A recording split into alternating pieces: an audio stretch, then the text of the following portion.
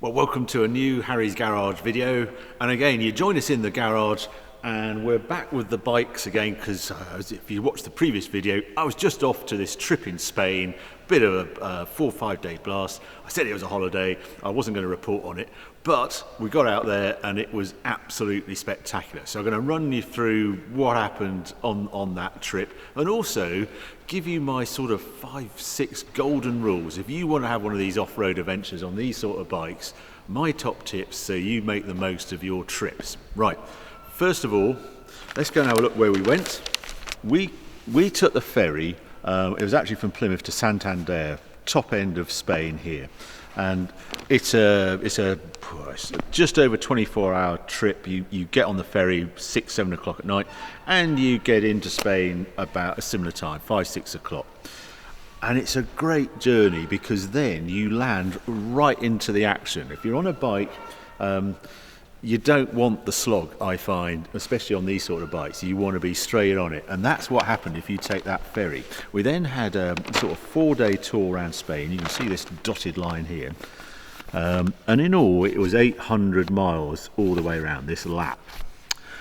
And I thought, I'm just going to do this as holiday, but the scenery from the off was terrific. The weather was perfect. And I have a head cam normally, and I turn it on and it was telling me it was recording. And because you can't really take a laptop on a bike like this, I didn't actually check whether it really was recording. And when I got home, the SD card hadn't recorded a thing, which is so frustrating because it's worked perfectly for the last 3 years and worked perfectly as soon as I got home and did a farm report. But anyway, there's lots of photos and lots of other clips so I can show you what to do. We kicked off, as I say, in Santander. And we use something called TET, which is the Trans-Euro Trail. That is a website, and it's people upload their routes in their country right across Europe, and it's such a valuable resource. And from that, I didn't actually do it. Ifa, one of the guys I was with, there was 4 of us, worked out this route here. And the first day was coming from Santander and then heading inland. And the scenery, because you're hugging onto the coast to begin with, is just wonderful. These wonderful vistas down to the north coast of Spain, and then you head into the woods. The only downside, I should say right at the beginning, if you're doing one of these tours, you have no idea what is around the next corner. You are reliant on navigation to these Garmin's, the navigation devices, Montana we use, and you just don't get a sense of whether it's going to be super steep if you're in ski land, whether it's a black run, a blue run or a red run. And as soon as we came away from the coast, we suddenly got into woodland and it was Mud City. It was Wales on the worst day, and it was a baptism of fire on the first day, and it actually slowed us down. We're trying to do 150 miles a day. You get in mud and your distance just disappear, and it was a real slog to get on there. And what you do on these sort of trips, you have parked off-road trail and then a bit of road, and then you link on to the next trail. So first day we got round down just the start of the loop here. We stayed in the middle of nowhere on the first day, and the second day was then over all the way over to Lyon, just above. We stayed in a hotel just above there. Open trails, completely different, a very dusty region, this one, with a sort of killer at the end. We'd done okay all day and then hit a serious steep bit.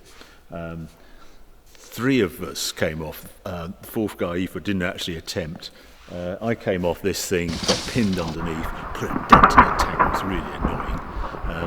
And it was a bit of a lesson that if you are doing these sort of trails, don't push too late in the day, because we had the sun right in front of us going up this slope, couldn't see the terrain, crazy steep, and not the best way of finishing the day. But the hotel was great, served very cold beer, and by the next day we'd almost forgotten about it. What I really want to bring news on though is this 3rd day, because that was wonderful. As we left Lyon, we did this route here, and it's in the middle of Torino. There is this sort of pilgrim's trail around here, and the scenery is North Spain at its best. And we stayed in a little hotel in Samos, so it's there, Samos, and it was just one of those gems, just one of those hotels you stumble across. It's called the Casa Botica, which translates as the old pharmacy. And it's just one of those sort of boutique hotels, not really a boutique hotel because the price was so good, but it was beautifully done, recently opened, and so cheap, and just in a lovely town. We have a great restaurant as well. €52 a night it is. We could store the bikes in their garage, and after a big day, it was a welcome retreat. And it's one of those places I'm going to go back to because it was just right. And from there, we then head off, and we're basically doubling back towards Oviedo. Big town, completely different. Stayed in a hotel in town there. I'm told Fernando Alonso has a museum somewhere in that area. So if you are in that area, well worth a visit. Finally, the bit I really want to tell you about, if you go down to this area, is this Picos de Europa. Now, this is very close to Santander, and it was another area I didn't know anything about in Spain. It's like the Dolomites, but as with the rest of this region, empty. What a place to visit. You mountain bike there, you could take road bike. There was a trail we did through there, and it was the best scenery of the whole trip. And why I know the camera didn't work, I just wanted to tell you this because I just think the whole of North Spain, this area we were doing, is a forgotten gem. If you take that ferry down from Santander, there's no slog, car, bike, whatever you want to do, crazy cheap. I mean, we had a 4-star hotel in Lyon, €35 a night. Eating out is really good. Roads are empty, beautifully maintained. And it's an area on Harry's Garage you're going to see a bit more of because I'm going to go back sometime soon. Now, second part of the video, I want to just talk you through the bikes. I took this 1983 XL600LM Honda. The rest of the guys are on these KTMs, and I want to tell you the difference between the bikes, what sort of bike you should take on this sort of trip, and then I'm going to go and look at the gear you want to take to make sure you're all right on the trip and how you pack and that sort of thing. So let's start with the bikes. Now, for a trip like this, choosing a bike is critical. What do you want on an off-road bike? Number one, lightweight. You're fighting weight every time you're on a trail. If you're doing steep stuff, downhill stuff, weight is your enemy. Lightweight just makes your life much easier, and it's more nimble, and what traction you have will fire the bike up the hill. So why did I take one of the heaviest single-cylinder bikes in the collection? I've got some lightweight ones, kickstart ones. They're around 110 kilos, 120 kilos. This one comes in wet. Well, dry is 155 kilos, but it's got a 28-litre tank, so it will be 178, 180 kilos loaded. Proper heavy, really, for this sort of bike. The reason is this.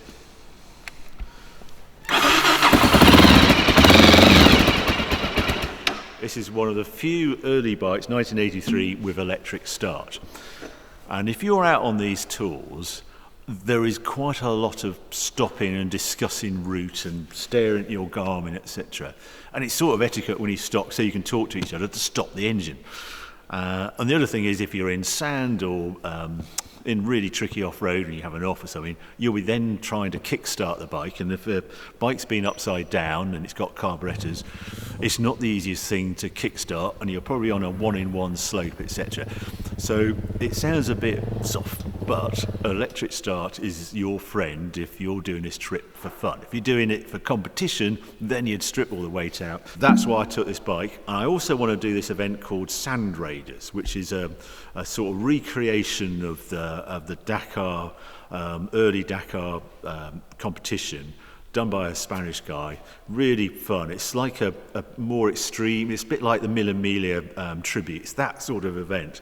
That's in April, and you have to do it on historic bikes. And I wanted to take this bike on that event, so this was a bit of a test for it. But against the KTM, then I had my work cut out on this one, and it was a bit of a struggle. But What an engine. 600, it's called a thumper really. Big 600cc engine, loads of torque, and it dealt with the weight no problem at all. Traction up on, it's sort of hard going, most of it, was immense. Come out of hairpin turns, didn't matter what the revs was, always power there, shot out. Downhill was a little bit different because you've got a lot of weight control, and also the gearing I soon discovered was way too long. This was because it's basically a road bike, sold as a road bike. When I got it off road and heading downhill, I didn't have enough engine braking. So the one thing I'm going to do is sort of lower the gearing, but it was as tough as nails on this track. Never even hinted that it wasn't going to start. Probably gives the brakes a bit of a hard time. And the other thing about this sort of trail, when I'm choosing between the two, there's a lot of road work. So on the road, a big squishy seat was very nice. And also, you've got a proper carrier, so you can carry a bit more luggage. So let's just have a look at a KTM, to just see what the difference is. Right, this is what basically the other guys were on. This is a KTM EXC350.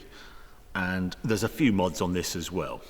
Now, KTMs like this are almost, they're competition, ready to race is their tagline, and that's sort of what this is. This isn't the friendliest device on road, and the contrast in riding between these two machines is immense, more than I realised, and I rode both quite a few times out on the trail.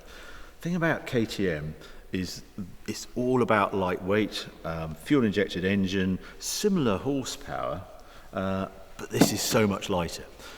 This is about 110, 115, but I think it's about 110 kilos. It's about 115 just because it's got the bigger tank and things like that. Also electric start.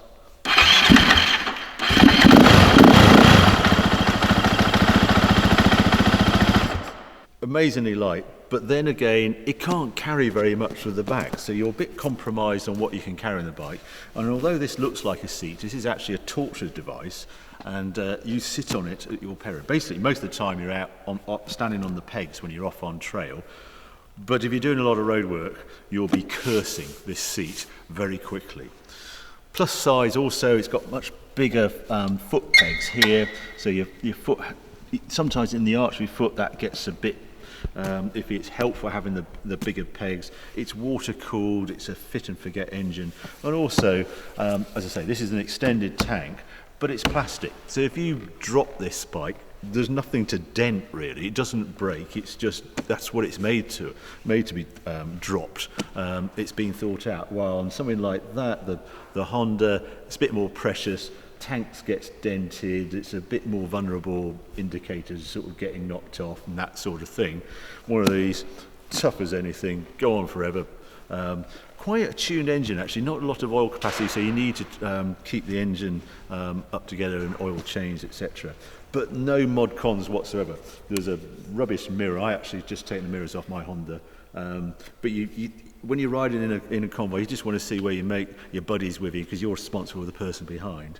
But this is a very extreme tool. One of the guys on the tool actually had a 2008 Suzuki 400 DRZ. And of all the bikes I rode, that was a very good compromise. It sort of sat between these two. That was the Honda much more comfortable on the road, this better on the trail because it's lightweight and nimbleness, and the Suzuki just sat in the middle, and I have to say that was probably the pick of the bunch of the three bikes when you're off-road. Right, let's have a look at the gear you need to take. Just one thing before we leave the bikes, tyres are absolutely critical. I'm a bit of a fan of these Conti TKC 80s. These are very good compromise between road and trail.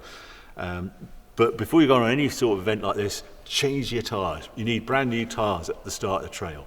And if you look how much, this is 800 miles. If you look at my finger, it's sort of just covered by those blocks. If I go into the middle, you can see how worn it is. This is about 2/3 worn, so this rear tyre is actually scrapped now. This is a more extreme. This is like a competition enduro tyre. You can see how the rubber blocks are further round, they're smaller. So when you're on road, this sort of moves about and is a bit unnerving on road. It's not that bad on a light bike, but they're not really made for road use, they're made for pure mud. But I was sort of missing these. I could have done with the help of a proper enduro tyre like this on this trail, just because of the soft going, and I was on such a heavy bike, I needed every ace I could have to get going. Anyway, let's go back to the gear. Right, first thing, helmet. That is a typical sort of motocross enduro type helmet, where it's open, doesn't have a visor, only you use goggles. I actually prefer this type because you're in dust a lot of the time on these trails. If you're not at the front, you're eating dust. And by having the visor, that can sort of seal you off, and they're quite well sealed there. So you sort of get less exposure to the dust, and you can wear sunglasses or something like that. And buy the lightest helmet you can. This Klim, incredibly light, and it makes all the difference if you're wearing it for 13, 14 hours a day. 2 pairs of gloves, my normal heavyweight gloves. It got pretty hot out there, 24, 25 degrees, so it's worth just having a spare set of lightweight gloves. Also have one of these neck braces you can put round like this. And you sort of don't know as you got there, but I do find if I've got road work to do, it's sort of restrictive when you've got your helmet, if you actually want to twist your head, and if you're a group of 4, it's a bit awkward. So I don't always wear it, but they're like a hands device, they're a good thing to have. I don't rely on any armour in jackets or that tuck in you put in the trousers or something. I much prefer ones that you put on first, then you know all the armour. These are knee pads, they strap on round. I know when I'm going to hit the deck, that knee pad is in the right place. If it's in the trouser, it might have twisted around and I might get a rock on my knee or something. By wearing those, it's always in the right place. Boots. Some people wear motocross boots. I wear enduro boots like this because they're so comfy. Motocross boots is a bit like wearing an extreme ski boot or something like that. It's good, but it's not really designed to be worn 13, 14 hours a day as these are. I can wear those forever. These are Klim again, Dakar pants. They're Dakar because they have vents. It's quite a physical activity doing this off-road bikes and having those and that vent straight through, and it's very relieving when you're on the peg, and it's just lovely. These go over the boots, so if you suddenly hit water or something, the water doesn't go down your boot.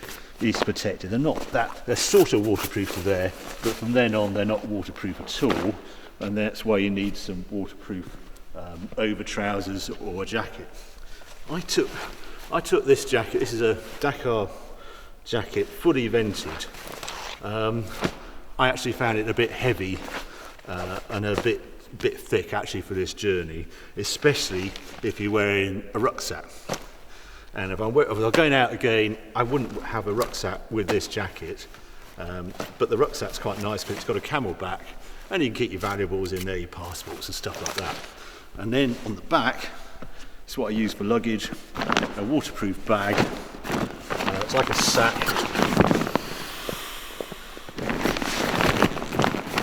Then you roll it up, and then you put it on the back. Tough as they come, you can just quickly unstrap it, take it up to the hotel room, all is good. This, I just want to show you this as an alternative. So instead of wearing the Dakar jacket, one of my preferred things is just a lightweight thing like that. Much nicer than the jacket. You've got the armour underneath, and actually you're going through quite a lot of undergrowth quite a few of the times, and there was a lot of thorns, a lot of gorse we were riding through, and you just need a little bit of protection as you're passing through so it doesn't get stabbed, and that's what that's all about. But the key to doing one of these journeys is preparation, and getting your routes right on your Garmins. Don't rely on one Garmin. My Garmin packed up when we were out there, somebody decided it would not take charge. And also work out where you're going to stay, so book your hotels before you go out. So there you go, I hope that's given you a better idea about how you do these motorcycle tours. Check out that Trans-Euro trail, there's so much information on there. Or even better, just book up a guide and he'll take you around that area, it's well worth it. Final top tip, keep the group small. 4 or 5 bikes maximum is just great. If you get a big pack, 10, 15 people, It's a bit intimidating, you get lost on the trail, and there's a lot of dust and things, so keep it tight. So yeah, a different sort of video, but I hope you enjoyed it. If you have, keep watching, keep subscribing, more videos coming along very soon.